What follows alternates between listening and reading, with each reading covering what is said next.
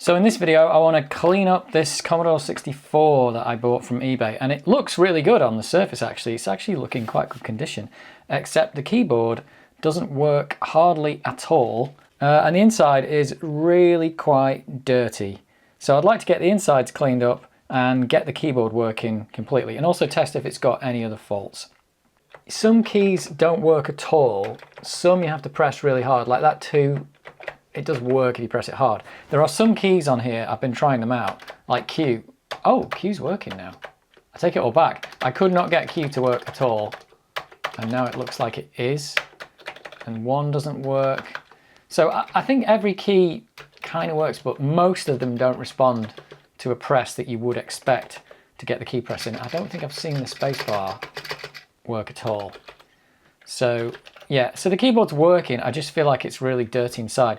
Just going to spray some contact cleaner inside here, just on the off chance that there is some dirt in there, because this has been really dirty. The bit of it, the dust has been blown out now, but it's not, the insides are not in great condition. Let's see if that's made any difference. No, that doesn't do anything. So that was a long shot, but it was easy, so I thought I'd try it. Right, next step I think I'll try. I think I'll just take this PCB off the back and we'll just give that a clean. I'm expecting this to be quite clean inside, but you never know, there could be a lot of grime and stuff under here, but it'd be quite easy just to take this off and then just kind of put it back and see what difference that's made. Yeah, so thanks to all the people who suggested them. So they were suggesting ways to clean the keyboard and stuff, but I'm going to try the easy stuff first. I'm going to have to desolder this, I'm going to have to desolder the caps lock, so I'll do that first. I have got a rat's nest of leads in here. And for everyone who keeps asking about these things, this is just a cheap pair of magnifying goggles from Amazon. I think like £15. And I think they've got 2 times magnifier, and you flip up and you get like a 10 times on there. And they're just really cheap, and they hurt your head a bit, but they're really good. It's got this light on here that I don't use. But I'll link those in the description because people ask about them.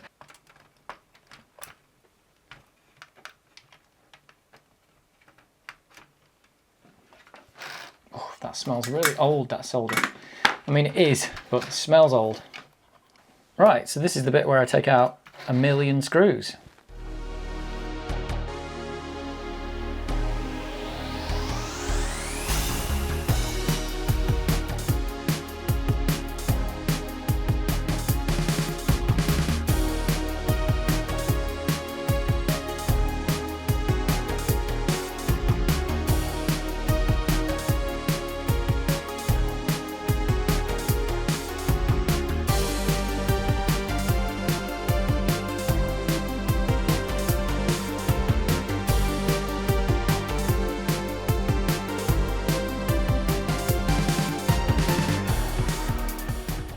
Okay, so all I did there was I took the PCB off the back and I cleaned the gold contacts with some IPA, and then I've just put it back on. Now I've taken this keyboard out as well. You can see how dusty it is. I didn't notice this from the top because the keys look really clean, but it is actually, it's quite a lot of dust has been picked up in there, and there's a hair there.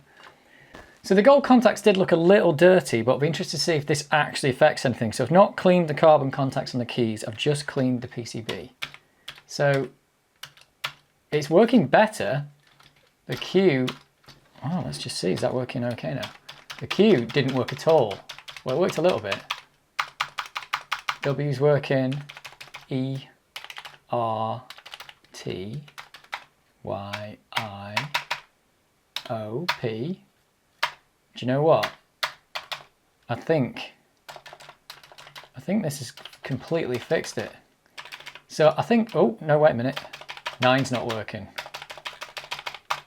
8's working, 7. This is a lot better though.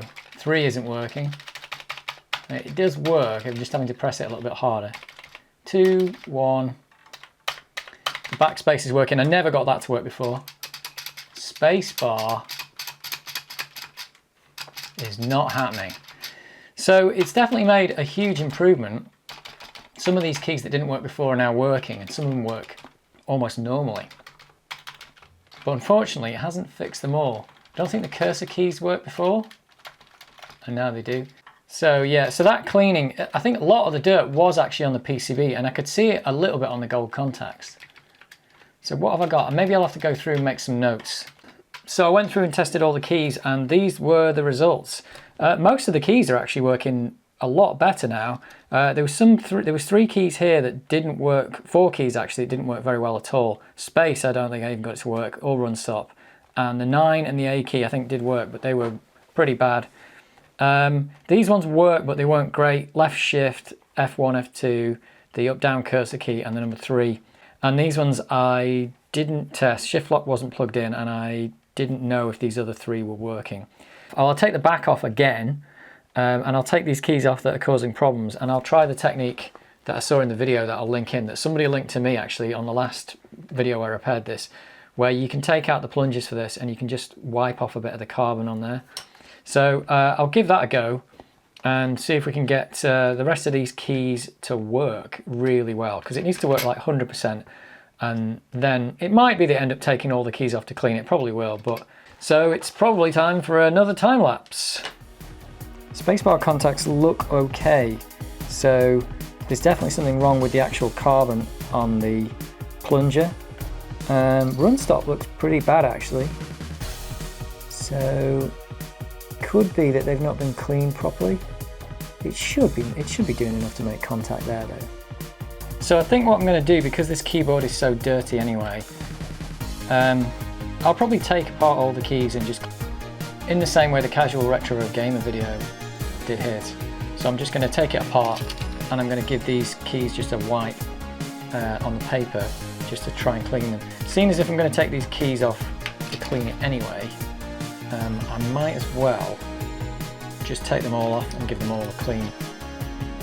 So that is the whole keyboard disassembled. I was trying to avoid doing that because I thought it was reasonably clean, but now I've taken it apart, it's like not clean at all really. First thing I'm going to do is I'm going to wash all the keys, this and the case as well, and it's actually a really nice sunny day outside, so I might actually, just because of the opportunity, put all the keys in the case outside and just do a little bit of sun brighting on it, where I'll just leave it in the sun for a little while just to get rid of some of this yellow. I don't want to put any chemicals on it or anything. I don't mind too much the brownish colour of the Commodore 64, this one, because it was kind of always brown when I had it back in the day. But maybe I'll just get rid of a bit of this browning that's happened here. These keys were obviously grey here and they've gone this, you can see the keys are still like, the numbers are white there and they're yellow on the top.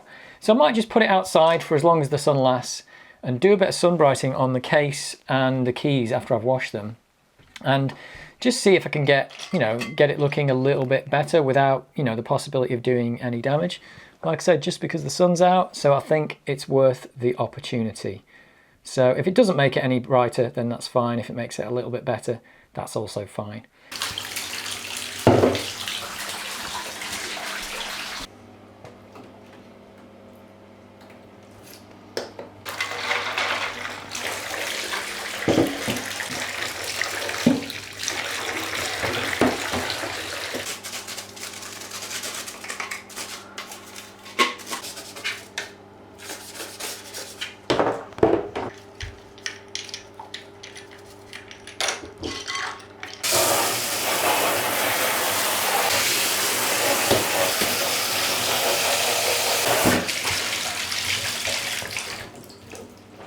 I'm going to put these 3 parts, the keys, the bottom and the top, I'm just going to put them outside for a bit in the sun and just see if we can make them look a little bit nicer.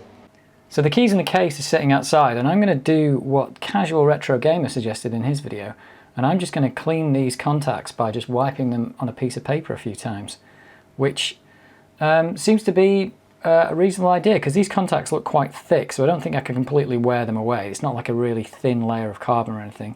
And there's like 2 plungers on there like that, so I suspect that's going to work just fine. Here it goes. You just give it a quick wipe and it leaves a bit of the carbon left there, and I think it just like levels off the contacts a bit. It's just like, I suppose you're just using the paper as a really fine sandpaper.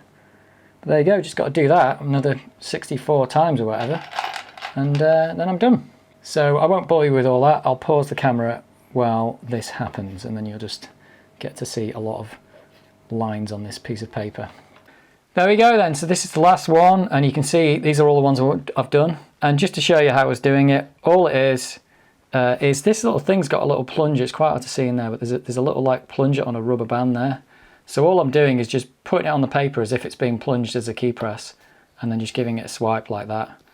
And that's really it. And that's all I've done with it. So I've just done that with every single key. And that didn't take very long, that only took a few minutes. So that's not too bad, but there is a lot of work with keyboards. It's just a large amount of parts and stuff to do to get them working. So the case is still outside. It still needs a lot more sun brighting. It's not worth leaving out there. It's only been out there for like 15 minutes or something. So I'm going to take a break now and I'll come back to this.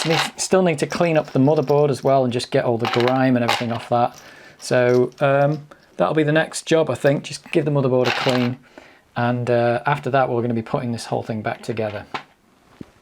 Okay, so I want to get this board clean, and to do that, I don't know if I'm going to use soap and water or alcohol, but what I do want to do is just pull out all the chips that can be pulled out. There's only three: the PLA, the SID, and the VIC that's under this can.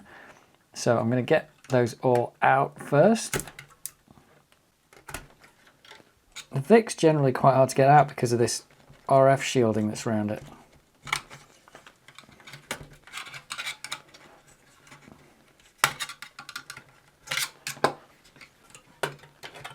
There we go. It looks like that heatsink paste dried up probably years ago, yeah.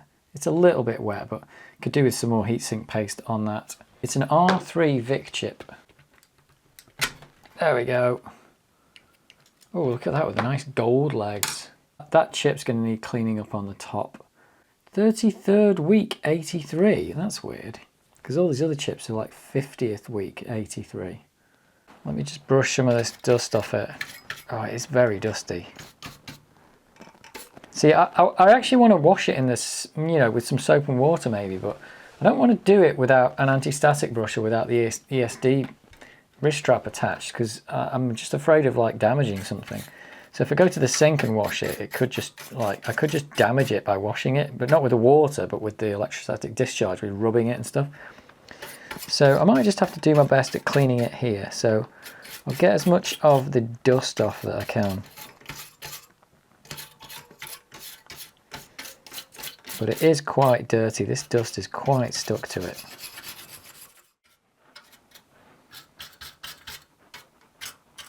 So I think to save going to the sink, I'm going to clean it with this 99% IPA, which I've just put in a spray bottle. So I'm just going to put plenty of this on and we're going to see where we get to.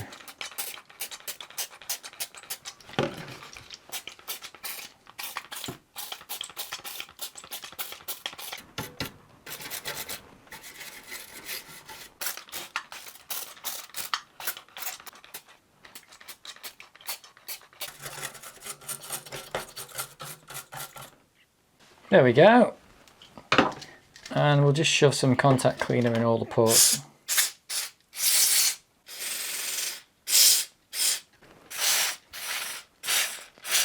I think that is an improvement over what was previously. It's still a bit wet from the alcohol. That needs to dry out now. Yeah, the board's a lot more handleable now, and even cleaned up this thing as well. So I do have a little 28-pin heatsink with me for the SID, which I think is worth putting on the SID because they do get pretty hot. Now it's quite large, but it should work. It's going to be quite hard to see which way around the SID is once you've done that. But I think it's worth doing that with the SID. And I think the VIC, I'll keep this can on for the heatsink basically, and I'll just reapply the paste onto this. So for the record, this is the 6581 first week 84, because once I put this in, there's no way of seeing that. So let me get that in there. So yeah, it's just a little stick-on heatsink.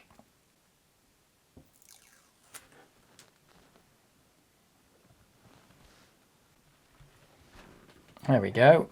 Maybe our SID will last a bit longer now. And for the VIC, I've got some thermal paste that I keep bringing out. This is some CPU thermal paste. Oh, it's December 2020, so it's about a year and a half old. I don't know if this is still good, but let's just squeeze a bit out and see. So again, for the record, it is the 6569 R3, 33rd week 83. It's much earlier than the other chips. You've definitely got to have some kind of heatsink on the VIC-II because it just gets red hot.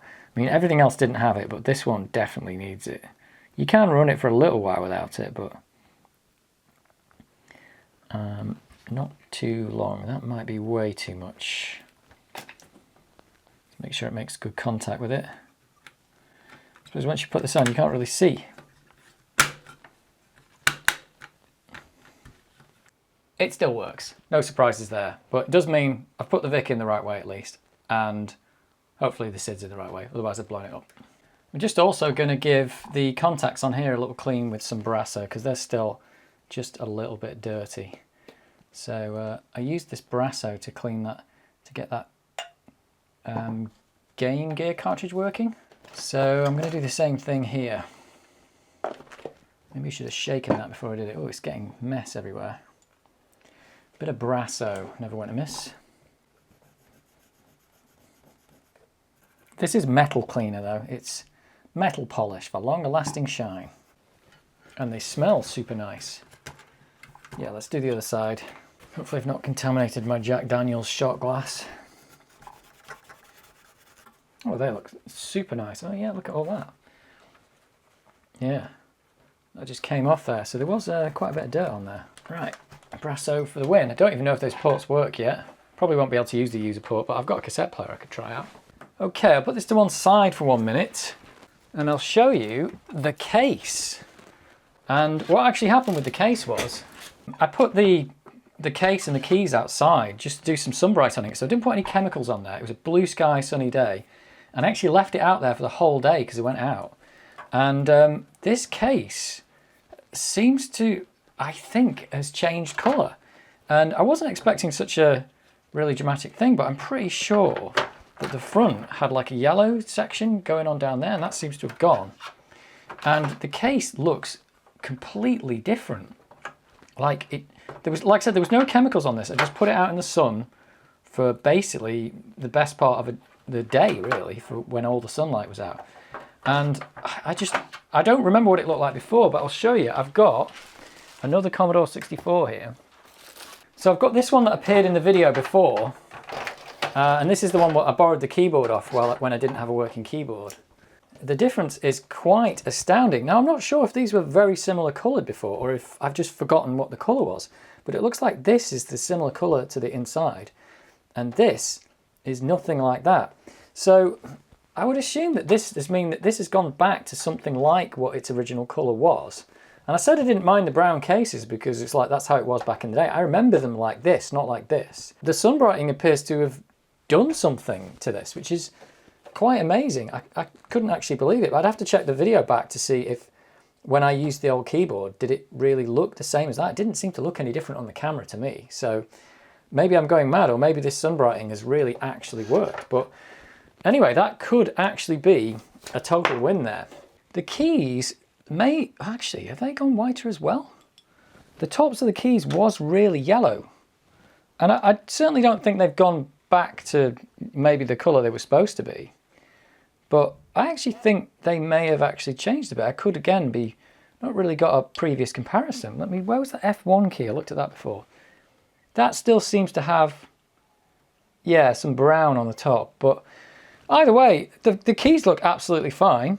So if the case and the keys look this good, then I'm really happy with that. All I had to do was, well, after I cleaned the case, was just put it out in the garden for a while. Just got lucky that, you know, it's summer here and we're about to start a heat wave. So that's all I needed to do. There's going to be a lot of time lapse now because the next step is just putting all this back together. Put the keyboard back together, put it back in the case, put the board back in, and I'll just get the whole thing assembled. So sit back and watch it happen.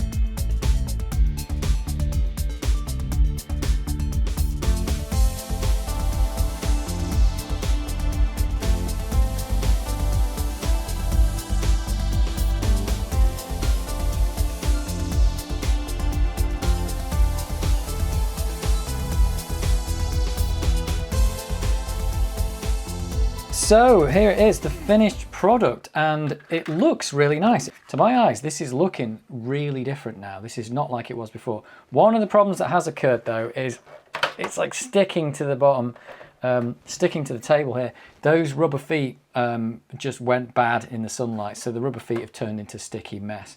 So I'm gonna have to take those off and find some new ones. I'm not sure if I've got any at the moment. So I might have to do that at a later date, but that's no big deal, just 4 new feet that it needs. But yeah, it's sticking to the anti-static mat, it's that bad. So it just looks great. Yeah, I didn't think the keys had changed, but this is definitely different than it was before. It definitely looks like brand new. It's even got a couple of the clips still working on the back there. That's still, these 2 are broken off here, but it's got 1 set of clips, and none of the standoffs are broken on the motherboard or for the keyboard or anything. They're slightly crumbly in places, but none of them are actually broken. So I can't believe the quality of this case. It's actually amazing. And this sunbrighting, I wasn't expecting it to do anything. And it looks really good. And I'm really glad I didn't put any chemicals on it. There used to be a big yellow line down the front here, and that's all kind of gone. So I'm very happy. So the only real question then is, if I turn this on, well, one of the questions, does the keyboard work? Because I've put it all back together and I haven't really tested it, but let's have a go. It seems like it is working. I've got a good top row of keys there. Cursor key down's working. I don't think that worked before. The shift key's working. What about left shift? Left shift's working. That didn't work before. So I wonder how many keys. Can I find a single key that doesn't work? No, the keys are good. Looks like the keys are all good. I can see the cursor flashing when I press the F keys. So it looks like, yeah, it looks like it's good. Commodore key must be working because I'm pressing Commodore and home clear and it's doing that. I haven't reconnected the shift lock yet actually, I just need to solder that back on. But thanks for the suggestion about the keyboard, because that is totally working and it looks better as well. So I'm really glad I don't have to take that apart again, because it's horrible taking these things apart. So last step is just to, well, you've got to play Turrican 2, haven't you? Because let's face it, I've just got to. Let's play some Turrican 2. But this is great. I can't believe how well it's turned out. This is my £70 eBay score. I'm really happy with it. So all it needed was a PLA. It's had some cleaning. I bought a heatsink, a little bit of thermal paste. I'm going to need to buy some new feet. I haven't tried out the other ports or any of the other tests actually yet to see if there's anything wrong with it. There is a little crack in the case there actually. It's not perfect, but hey. So yeah, I do need to test out the cassette port. I'll probably do that on a live stream. I'll test out the cassette and disk drive ports and everything, make sure they work. But this is really good. I am very happy with that. That is amazing. So yeah, it's like fully restored. Hey, Turrican 2. I do like this music on this intro bit. It sounds so good.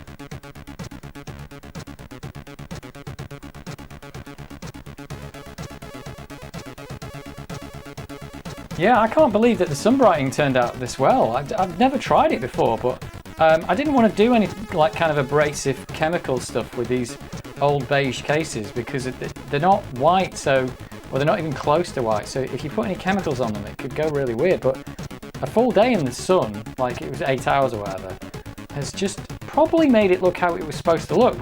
It's weird when I said at the start that I always remember them being brown, but I don't think I ever saw one that looked this good. Definitely not, but it'll probably be brown again in about a year or so. But at least it looks good now. And even the keys, which didn't come out perfect, actually got a bit less yellow, I think, which is pretty amazing. Turrican 2, this is a fantastic game on the Commodore 64. Whoops, fallen to my death already. I put the M and the N on backwards. Maybe you were screaming at me for that. That's better. Right, corrected. So this is one of the games, I think I've got this on cassette and it actually works. So one of the things I'll do at some point is try and load this off cassette if I can find it. Probably do that on a live stream. And yeah, I'll be able to test out the cassette, but there's a possibility there are more problems with this. I've not tried the disk drive, I've not tried the cassette port, but there's definitely a lot of stuff working. So that's all good. This is a weird game where you play these two different characters. So there it is. It's the Commodore 64 from eBay. It's the sold as seen Commodore 64. So it's really good. I quite like it. I'm very happy that I bought it now actually. It's turned out to be not too hard to repair, and it's now in really good condition apart from the sticky feet, which is really horrible. But yeah, I'll have to look around and see if I've got any new feet to put on those. I might have some somewhere. Yeah, so that's it. So I'll probably make use of this on some live stream. Might do a cassette loading live stream. That'd be a bit crazy. That's something that nobody wants to see. Load some games from cassette, maybe disc. That would be great. So I'll catch you around.